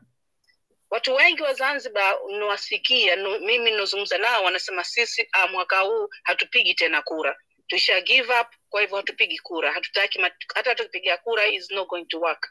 Sasa vipi ACT mnawa approach watu kama wale? Manake nikisikiliza kwenye mikutano sisikii kwamba kuwekwa msisitizo kwamba ingieni, nendeni mkapige kura. Watu wengi wamesema, na wasikia mimi, wanasema hawapigi kura mwaka huu. Hilo ndo basi nataka kuarifu ni hivyo, au kama utatueleza vipi mipango yenu, kwa sababu sisikii kwenye mikutano kutangazwa kwamba watu, manake kusisitizwa kwamba watu watoke ndio kapige kura. Haya, asanteni sana, ndio hilo tu. Asante. Endelea kwa kabisa. Shukran. Assalamu alaikum. Mimi swali langu ni fupi tu.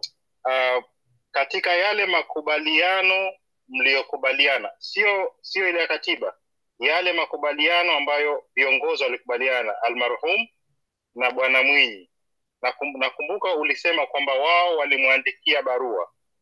Mwinyi akasema haya yanawezekana, lakini muingie kwenye serikali. Je, na yeye alijibu kwa barua au alijibu kwa mdomo? Na kama alijibu kwa mdomo, kwa nini Maalim alichukua maelezo yake ya mdomo hali ya kuwa tunawajua CCM ni watu wa kubadilika? Hili swala la mwanzo. Swala la pili, katika mikutano yako mara nyingi tunafuatilia kuna hizi kura za siku mbili, na umesema wakitoka na sisi tutatoka. Tunaomba maelezo hapa, pakoje. Asante bwana, mimi nakaa chini na kusikiliza. Shukrani sana. Wa barakatuh. Wa alaikum salaam. Endelea. Kwanza mimi nakushukuru sana mheshimiwa kuacha muda wako na kuja kutufikiria sisi. Sasa wewe umetufikiria sisi. Sasa na sisi diaspora inabidi tukufikirie wewe. Je, unahisi sisi wananchi unaomba kura walio kule, sisi hatuwezi kupiga kura kwa huku tuliko, unahisi nini tukusaidie au tukusaidieni ili na sisi labda tuwe na mchango wetu? Na halafu na wale wengine wanasiasa wengine pia tunaomba nao waje kama hivi. Asalamu alaykum warahmatullahi wabarakatuh. Asante Sheikh Othman kwa kutupa fursa hii, si japo masuala madogo. Mimi nitakuta swala moja tu. Uchaguzi umeshaanza. Hiyo tarehe 29 ni kwenda kupiga kura tu.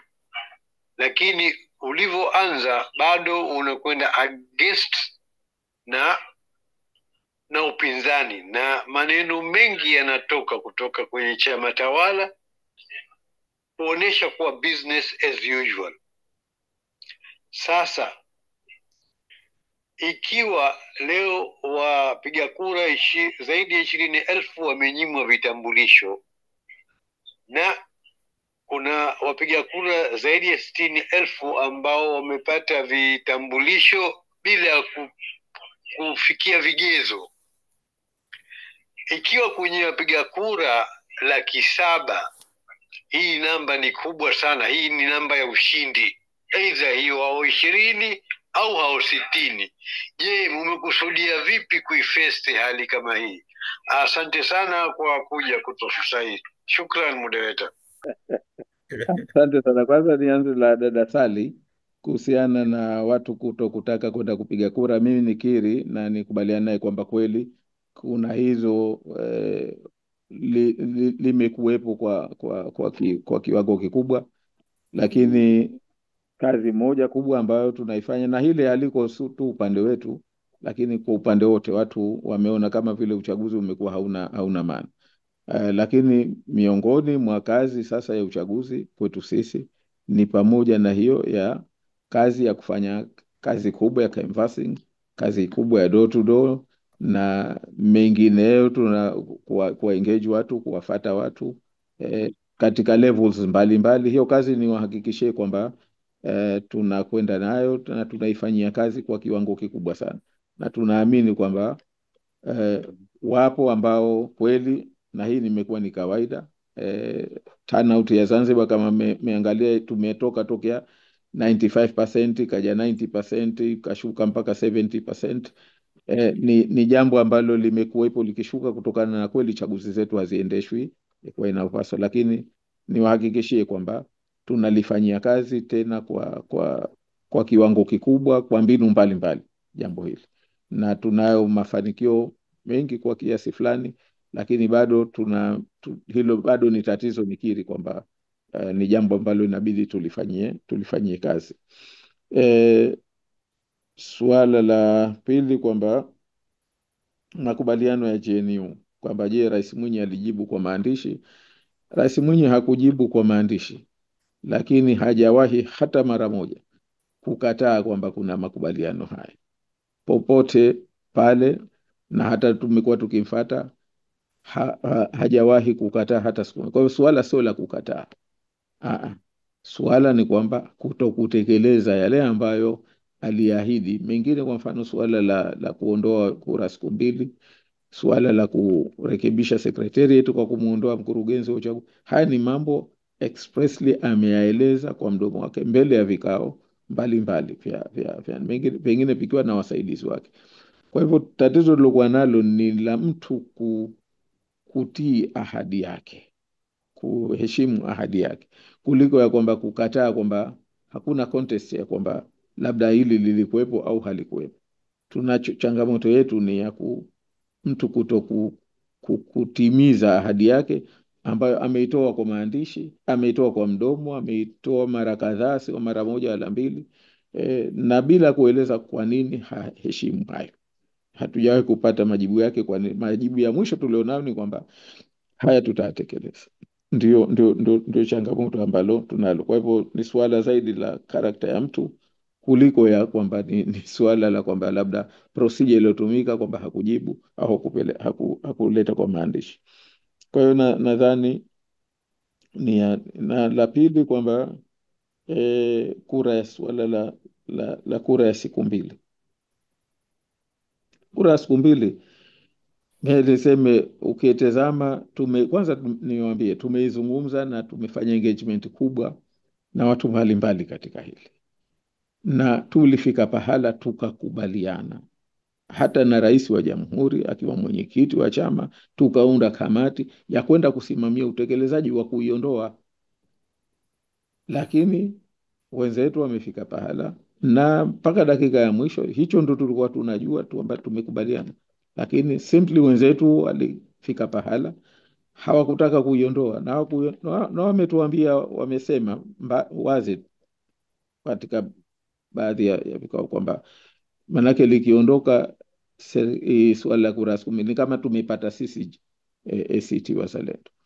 Ni tu swala la watu kuwa irresponsible, lakini tulilifanyia kazi na ikakubaliwa kwamba hakuna logic ya kitu hichi, hakuna sababu, lazima iondoke. Lakini hata kama bila kurekebisha sheria, laiti kama tume ya uchaguzi wengetaka kuwa wakweli wakati katiba yetu, haiwezekani kufanya uchaguzi wa rais wa siku mbili, kwa sababu katiba iko very clear kwenye jambo hilo.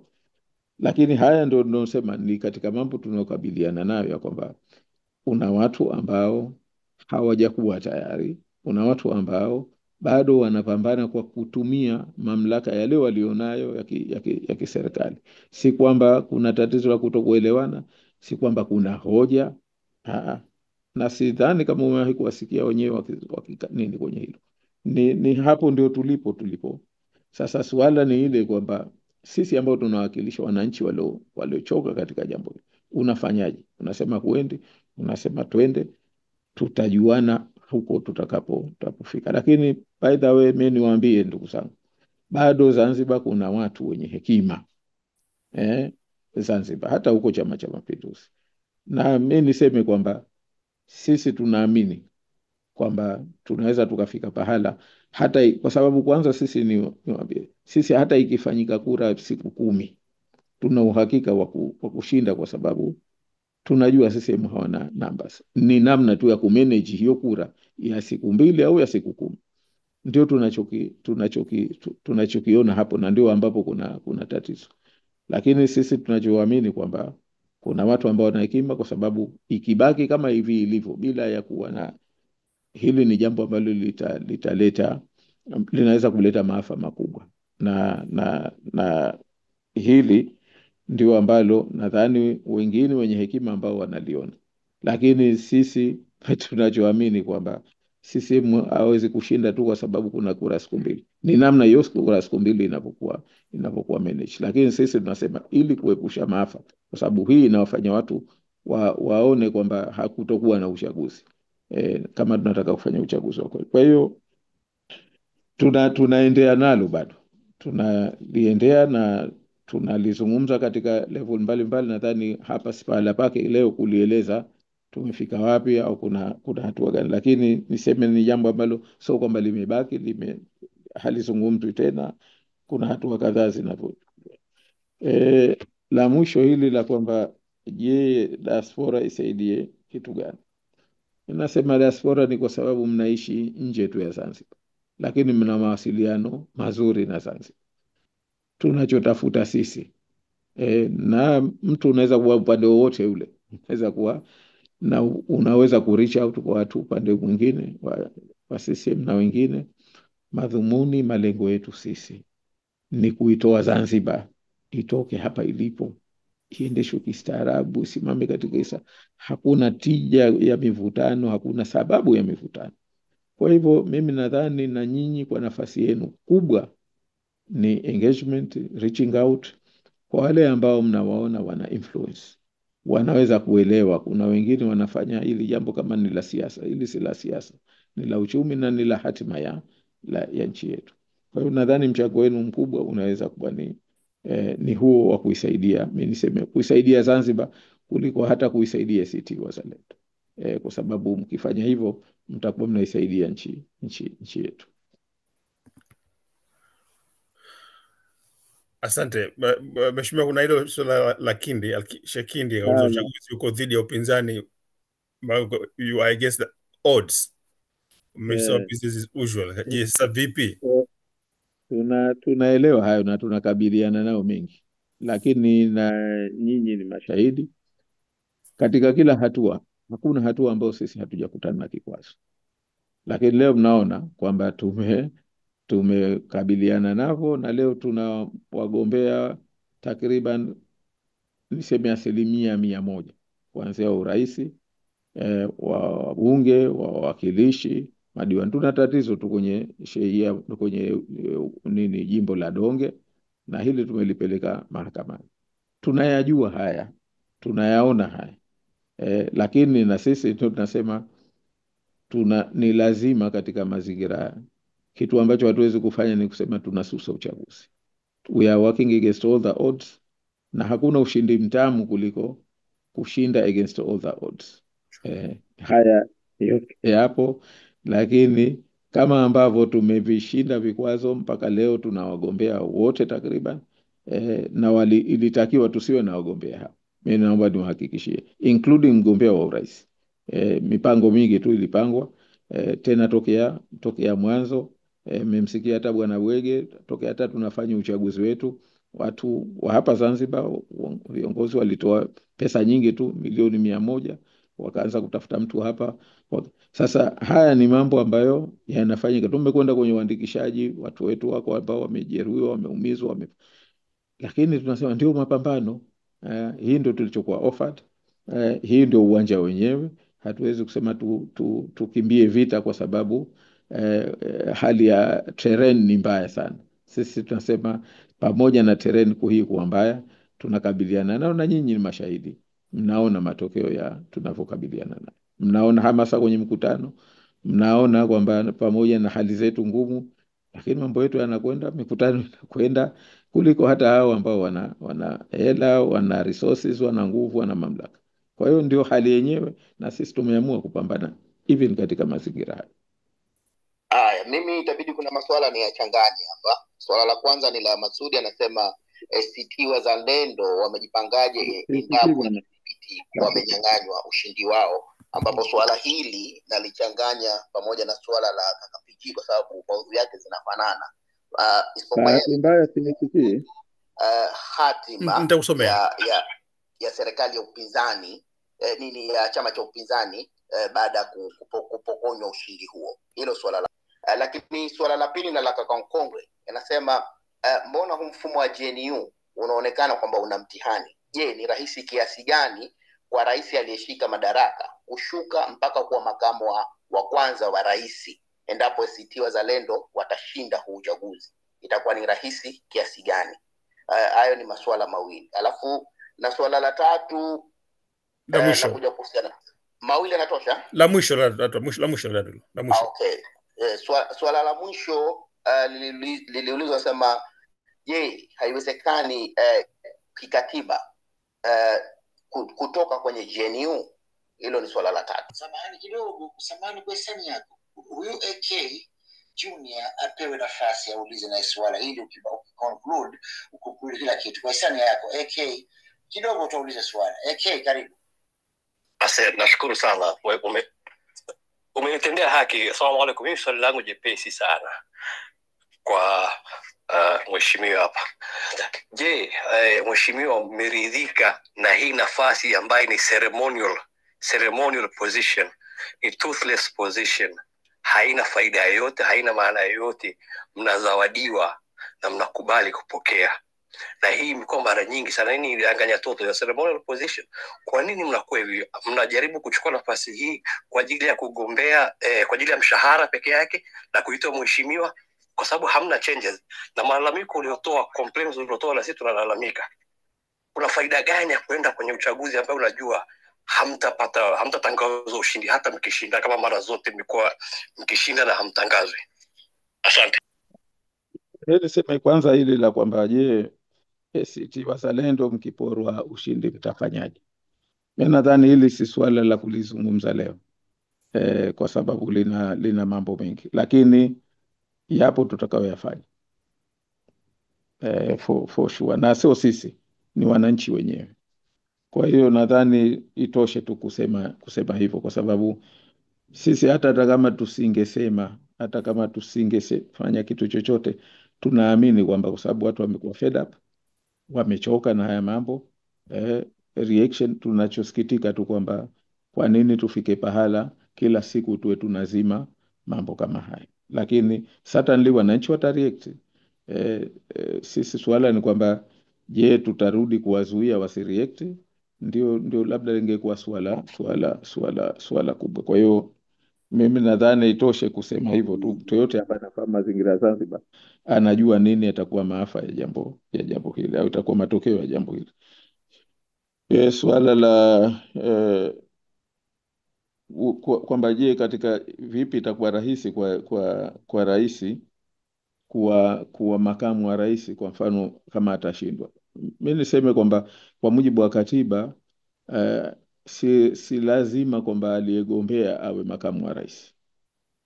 Suala la kuwa makamu wa rais ni baada ya uchaguzi, chama chenyewe kilichotokea wa pili kupeleka jina la mtu ambaye wanaona anafaa, na sio kwamba ni automatic ni rais. Kwa hivyo anaweza kapelekwa mtu ambaye si rais, na pengine rais mwenyewe anaweza akakataa mtu yoyote. Kwa mfano hata mimi leo kama itatokea mfano tumeshindwa, basi si lazima niwe mimi, na inawezekana watu wangu wakanipendekeza kwa mimi, lakini na haki ya kukataa, nikasema no, labda tutafute mwenzetu mwingine mzuri aweze kufanya kazi. Kwa hivyo si jambo ambalo lina tatizo hata kidogo.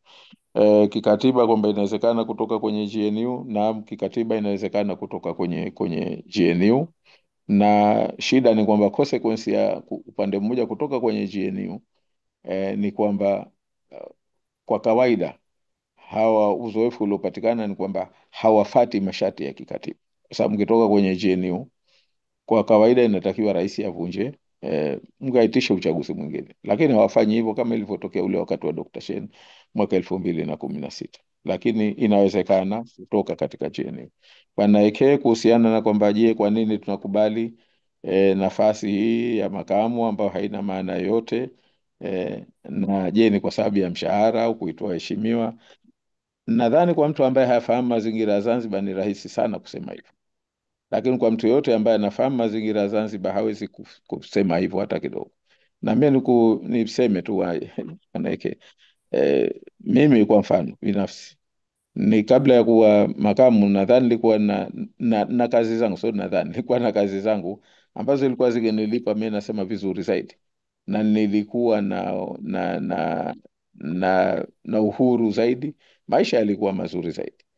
Sio kama sasa hivi nilivyo. Kwa hivyo sio ni hoja ya ama kuitwa mheshimiwa. Mimi nilikuwemo serikalini na nilikubali kuacha kazi yangu kama mwanasheria mkuu kwa sababu ya kusimamia lile ambalo naliamini ni sawa. Na mawaziri tulionao wote wawili walikuwa ni watu wana shughuli zao zilikuwa zikiwalipa vizuri, walikubali tu kuja kujitolea ili tu. Madhumuni makubwa ya kuingia kwenye GNU sio cheo, sio mshahara, sio prestige, ilikuwa ni kuipa fursa Zanzibar. Tumefanya sacrifice kubwa sana. Hivi utataka cheo wakati kuna ndugu zako 21 wameuliwa, mambo yote ukiachia hiyo kutokuheshimiwa na kutoka kitu gani, lakini msingi wake upo. Mwalimu alisema kwenye hotuba yake ya tarehe 8 Disemba 2020 ile nini madhumuni ya sisi kuingia kwenye GNU ni kuipa fursa Zanzibar. Tulitegemea atakuwa na mtu muungwana mstaarabu, tutashirikiana naye kuiponya Zanzibar yale majeraha makubwa ambayo iliyapata 2020. Bahati mbaya haikutokea hivyo, na all along muda wote wa hii miaka mitano kama kuna jambo kubwa tumelifanya ni engagement, kuwafikia watu wote wastaafu, kuwafikia kila mmoja ndani na nje, ili kuisaidia kufikiria kwamba tunaweza tukapata fursa ya kuiponya Zanzibar baada ya yale yaliyotokea, na ili tuende mbele vizuri. Bahati mbaya hayo hakutokea, lakini haina uhusiano hata kidogo na kwamba hii ni prestige. Hakuna prestige katika hizi nafasi kusema kweli, ambayo huwezi kuipata ukiwa nje, na kama ni mtu unaweza kujituma. Mimi niseme hayo kwa ufupi. Mheshimiwa Othman Masoud Othman, mgombea wa urais wa chama cha ACT Wazalendo, urais wa Zanzibar kwa uchaguzi wa mwaka huu, tunakushukuru sana kabisa kupata nafasi ya kuungana nasi, lakini bila shaka vote of thanks nisitoe mimi, aitoe msemi ni moderator, aitoe Bin Hussein, mtu mzima wetu. Bin Hussein, dakika yako moja ya vote of thanks, alafu tumpe nafasi naye pia atufanyie wenda bwana. Kwa niaba ya Speak with Your Mind, Mheshimiwa Othman, tunakushukuru sana kama walivyosema wengine waliotangulia kwa muda wako na kwa kufurahisha watu kujibu maswala, na tungekuombeni si leo tu, najua time kubwa inakuwa katika kampeni sasa hivi, lakini tungeomba mkipata nafasi, wana diaspora wana hamu sana wa kusikieni. Sasa mheshimiwa, kwa niaba hiyo tunatoa shukrani zetu za dhati sote tulikuweko hapa. Sina haja kutaja majina ya watu, lakini sote tulikuweko hapa tunakushukuru kwa muda wako. Kwa hiyo tungeomba hizi salamu zetu uzipeleke na uje tena na tena na tena. Shukran, upumzike na kesho uendelee na misafara. Usimweke hapa amechoka. Shukran Alhabibi, karibu tena, tunapenda mje tena. Shukran. Kwa hivyo jamani, sote tuiwapee dua ACT iendelee vizuri, ifanikiwe, ipate ushindi, tuone maendeleo. Sheikh Ahmed, shukran kwa kuongoza. Omo, asante kwa mjaji wako na vile vile sisi kwa kuwa na wewe hapa. Haya jamani, jazakallahu khair. Asante. Haya, asante. Tuhamie ukumbi wa pili No, subiri, hatujaagwa bado. Mheshimiwa hatuaga bado. Mheshimiwa, tunakushukuru sana kama kwa niaba ya wote hapa. Kwa hivyo kauli yako ya mwisho kabisa kutufungia na kutuaga.